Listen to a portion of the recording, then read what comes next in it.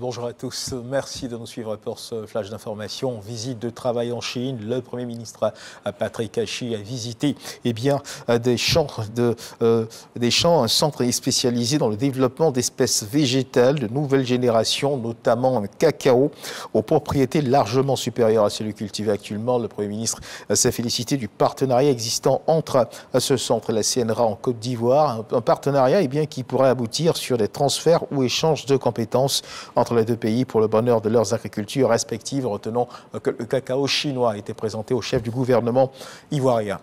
Et puis en religion, l'Église catholique de Côte d'Ivoire commémore ce dimanche 2 avril la fête des Rameaux, commémoration de l'entrée de Jésus-Christ à Jérusalem et de sa passion.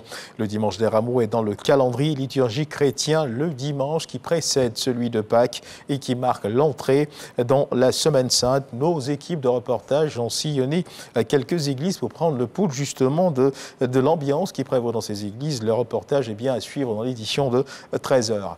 Et justement, en rapport avec cette célébration de la fête de Pâques, notons que le souverain pontife, le pape François, a salué brièvement la foule et s'est déplacé à bord de sa papamobile, affichant un air grave avant de célébrer cette cérémonie devant 30 personnes, signale donc l'AFP. Le pape François, qui à peine sorti de l'hôpital, a circulé sur la place Saint-Pierre pour la commémoration, la célébration de la fête des Rameaux. Nous y reviendrons assurément dans l'édition de 13h. Dans l'actualité nationale ici en Côte d'Ivoire, 2 ans après sa mise en place, le système intégré de gestion des opérations budgétaires de l'État, SICOB, a désormais étendu aux représentations nationales à l'extérieur et aux établissements publics nationaux. Cet outil, rappelons-le, va favoriser une plus grande efficacité de l'action publique. Le ministre du Budget et du Portefeuille de l'État, Moussa Sanogo, a procédé à Abidjan au lancement de l'extension du SICOB. Lansine Bakayoko nous en parle.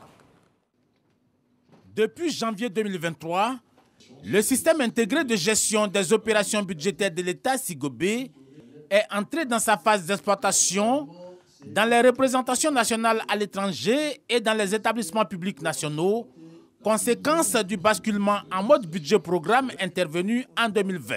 Cet applicatif accessible via Internet va permettre une gestion sécurisée et une traçabilité de toutes les opérations budgétaires et comptables de l'État. Le RICI EPN subissait de nombreuses interruptions de la connexion à la base du RICI centralisé du fait des interférences des fréquences et des réparations tardives des pannes d'équipement, alors qu'avec le SICOB, ce problème n'existe plus. L'une des innovations majeures, c'est la prise en compte automatique du taux de conversion de la monnaie des pays concernés en francs CFA pour l'estimation des coûts de prestations dans un environnement accessible en ligne. Toutes ces innovations s'inscrivent dans le cadre de la promotion de la bonne gouvernance qui est donc recommandée par son Excellence M. Alassane Ouattara, président de la République, et vise à assurer une plus grande transparence dans la gestion budgétaire.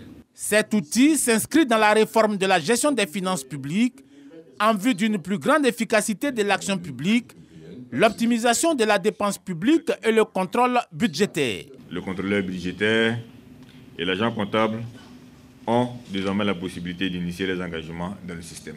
Je voudrais souhaiter longue vie au SICOB pour des finances publiques bien tenues, une dépense publique dont l'efficacité se consolide, mais surtout pour une Côte d'Ivoire prospère au service de ses citoyens. L'application SICOB enregistre depuis sa mise en exploitation en 2021 plus de 17 000 utilisateurs inscrits avec un pic de plus de 6 000 connexions simultanées et 2 millions de documents générés.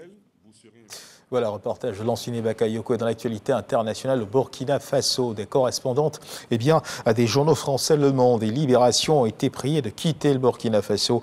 Agnès Fèvre, correspondante du quotidien Libération, et Sophie Douce du journal Le Monde sont parties d'Ouagadougou hier samedi dans la soirée après avoir reçu une notification des services de la Sûreté nationale burkinabé. Les raisons de leur expulsion n'ont pas été révélées, mais elles avaient été entendues la veille par les services de sécurité. Elles sont donc arrivées ce dimanche matin à Paris. Selon le journal Libération, le quotidien Le Monde, lui, condamne avec la plus grande fermeté cette décision qu'il juge arbitraire et qui a donc obligé les deux journalistes à quitter Ouagadougou en moins de 24 heures.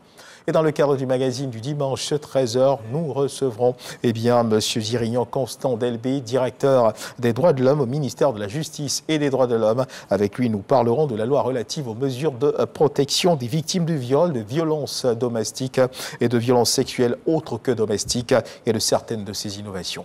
Voilà qui marque la fin de ce flash d'information. Merci de nous avoir suivis. Je vous retrouve à 13h pour le journal.